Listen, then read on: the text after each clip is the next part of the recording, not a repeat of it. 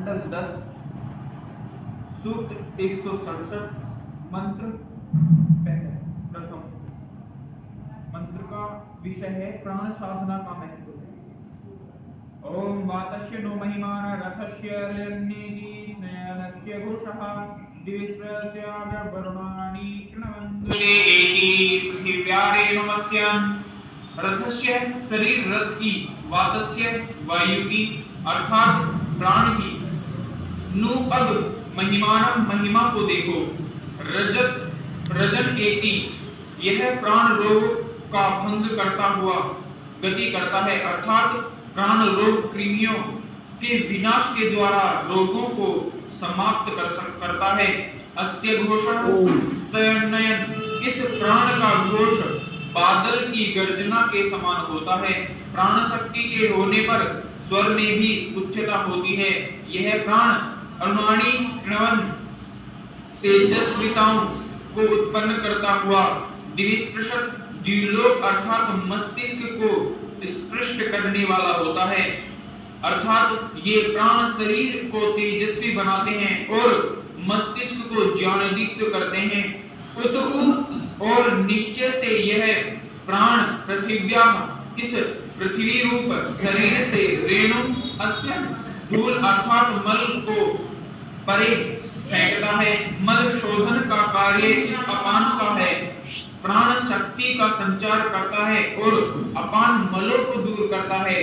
प्राण में उल्लिखित लाभों का ध्यान करते हुए यह आवश्यक है कि प्राण साधना के द्वारा हम निरोग बने, वाणी को शक्ति को प्राप्त करें, तेजस्वी हो, दीप्त मस्तिष्क बने तथा शरीर से मलों का दूरीकरण करें। भावार्थ प्राणों की महिमा का ध्यान करते हुए हम प्राण साधना को करने वाले बने।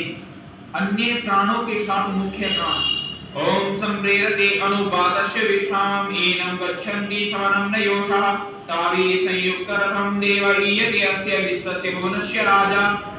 यह प्राण शरीर में 49 भागों में विभक्त होकर स्थित होता है।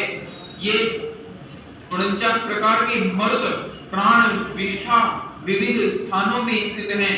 ये सब वातस्य अनु संप्रेरते उस मुख्य प्राण के अनुसार गति वाले होते हैं। मुख्य प्राण की गति ही इन सब की गतियों को नियमित करती है। एनम इस प्राण को ही ये सब अन्य मर्द आगच्छन्ति इस प्रकार सब और से प्राप्त होते हैं। न जैसे कि योषा स्त्रियां समनम सम उत्तम प्राण शक्ति वाले पुरुष को प्राप्त होती हैं। यह देव सब रोगों को जीतने की कामना वाला प्राण ताभी उन योषा तुल्य अन्य मर्दों के संयुक्त साथ मिलता हुआ सर्वम इस समान ही शरीर रूप रथ पर ईयते गति करता है। वस्तुतः यह प्राण ही अस्य इस विश्वस्य सब भुवनस्य प्राणियों का राजा दीपन करने वाला है। प्राण साधना से शरीर की सब शक्तियां चमक उठती हैं। भावार्थ शरीर में प्राण भिन्न भिन्न रूपों में विविध स्थानों में स्थित होकर कार्य कर रहा है। वे सब प्राण इस मुख्य प्राण के साथ कार्य करते हुए शरीर की शक्तियों को दीप्त करते हैं। रहस्य में प्राण ओम अंतरिक्षे पथि धीरियमानो ननि निविशते क्रमच्चनाः अपां सखां प्रथमजारिता क्वाय श्रीजाता पुत बहुव। द्युलोक शरीर में मस्तिष्क है, पृथ्वी पर स्थूल शरीर है, इसके बीच में हृदय अंतरिक्ष है।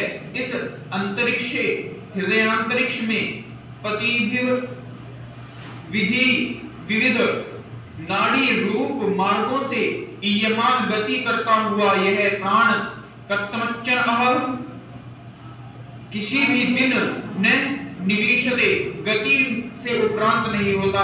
यह सदा चलता ही है। अन्य इंद्रियां शांत हो जाती हैं, यह कभी शांत नहीं होता।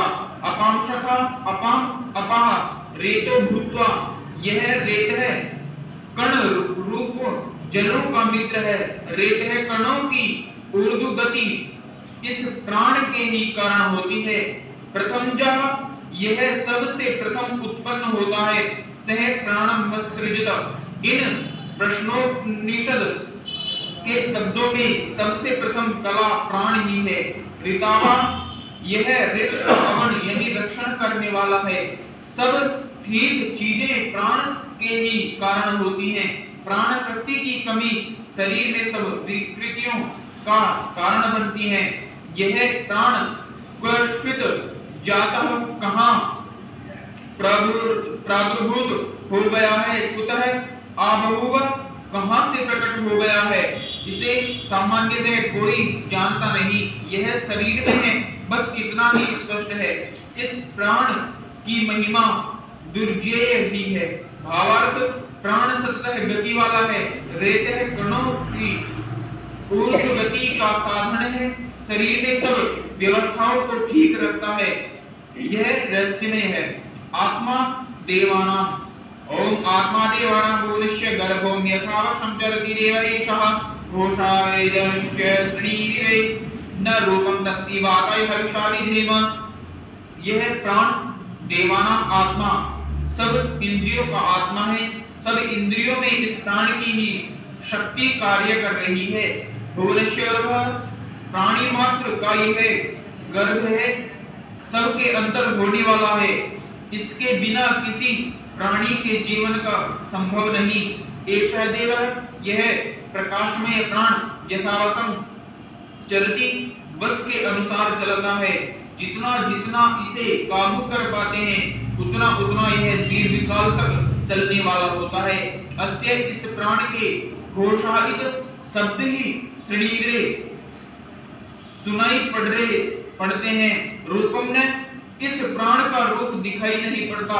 तस्मै वाताय इस प्राण के लिए हम हविषा त्याग पूर्वक अदन से विधेय पूजा करते हैं।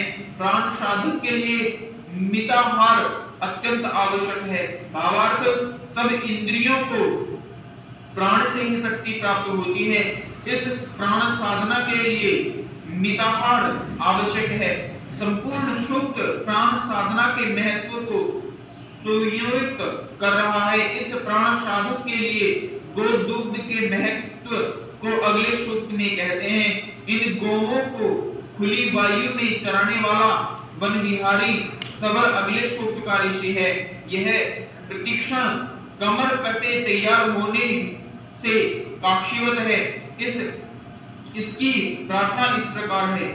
169 गोवों के लिए खुली हवा पौष्टिक चारा। ओम मयोभुर्वातो अभि बातुस्त्रा ऊर्जा सवितर औषधीयः ऋषन्तां पीवस्वतो जीवदान्धया पीत्वावशाय पद्वते रुद्रमृड। मयोभु कल्याण को उत्पन्न करने वाला, वात वायु, उस्त्रा गोवों के अभिवातो सब और बहने वाला हो, अर्थात गोवों को वायु संपर्क सम्यक प्राप्त हो। वायुयेषां सहचारं जुजोषः बंद स्थानों में जहां न तो खुली हवा है न सूर्य किरणों का संपर्क, वहां रहने वाली गोवों का दूध उतना स्वास्थ्यजनक नहीं।